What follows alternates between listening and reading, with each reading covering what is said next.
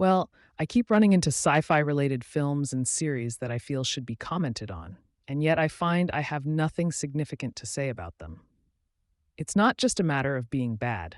Sometimes a really bad film is interesting to talk about simply because it is so bad.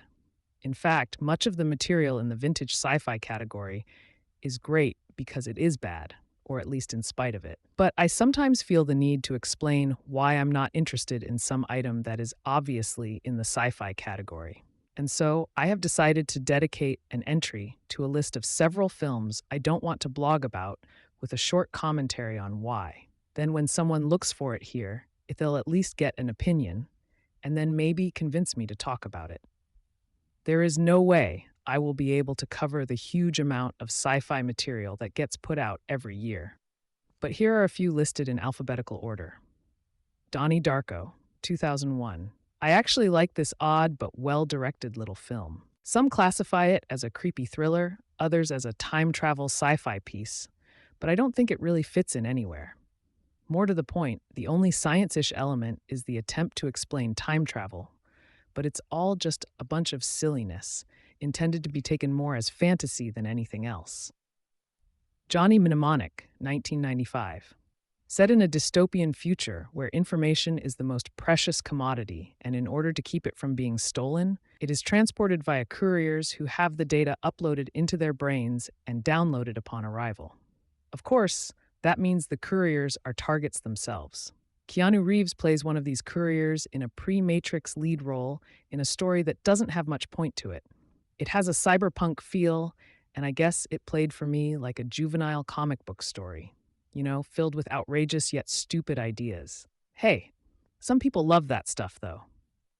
Lost in Space, 1965 to 1968.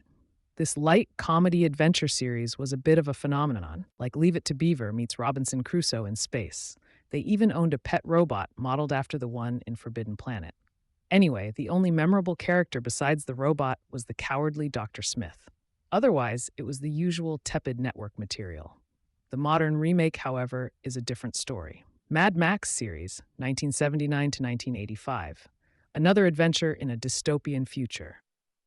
Before I get the flack for it, I'll give credit to the original film for introducing the concept of post-apocalyptic science fiction to a new generation of filmgoers. It tried to be epic, it tried to be touching, but just didn't have the quality to achieve either. Most of the characters are just cartoonish. The sequels were more of the same. Red Planet, 2000, this film is just badly put together, and I don't think I've ever been able to sit through it entirely. How can you start with a film about saving the dying Earth by colonizing Mars and then try to turn it into a horror in space film and go killing off all your characters, mainly as a result of their own stupidity? It makes the whole Earth space program look like a joke. Robinson Crusoe on Mars, 1964. An astronaut on a two-man mission to Mars gets stranded when their ship crash lands, and he and his experimental monkey subject are the sole survivors. He makes do via a set of discoveries which become progressively far-fetched, culminating in his stumbling upon an alien slave labor camp. It is slow and somewhat directionless. Solaris, 2002. I really tried on this one. The film did not seem interesting enough for me to watch except to blog about it, so I did. I even researched the original 1961 book by Stanislaw Lem. It's definitely bona fide science fiction, especially the book, and the topics have a certain intellectual interest, but I just can't get into it. I forced myself to write a whole blog entry, and after 5 days with absolutely no hits, decided to delete it. I'd rather write about things that I really love and not simply out of obligation. Stargate SG-1, 1997 to 2007.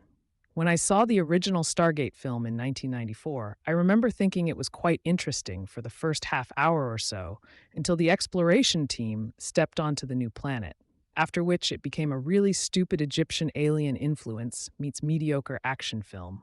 I left thinking it was entertaining, but forgettable. To this day, my jaw still drops that it actually turned into a wildly popular TV series that lasted a whole 10 years. I've never watched much of the series, so maybe someone will someday point me in the right direction. Maybe if I watch the film again, I'll see something I missed. Who knows? Sunshine, 2007. The concept on this film is quite original. Basically, at some time in the future, the sun starts unexpectedly running down, threatening life on Earth, and an expedition is sent out to deliver a nuclear payload to restart the fusion process. On a cool ship appropriately named the Icarus, sporting a huge solar radiation shield. The first 45 minutes or so really engages you into what seems like a great space sci-fi film, but from there on to the very end, it just goes downhill with bad science, bad characters, and a really bad script. Danny Boyle was probably not the best choice of director here, but it could be a candidate for a future write-up. The Day the Earth Stood Still, 1951. I don't know why this is such a classic of science fiction, except that maybe it had a well-written script. But the story was just another atomic angst film that used an alien to convey the message. My reaction to it has always been a big, who the hell cares? The same goes for the remake in 2008 with Keanu Reeves. The Terminator series, 1984 to 2009, I really enjoyed T2 when I first saw it, mainly for the great direction and never-before-seen stunts and special effects. What else might you expect from a James Cameron film? Arnold was also still pretty cool back then, but there's not much more to say about it. All the sci-fi related ideas are just rehashed from other films. After watching the other installments, I still think T2 is the best one of the bunch. The Three-Body Problem, 2024.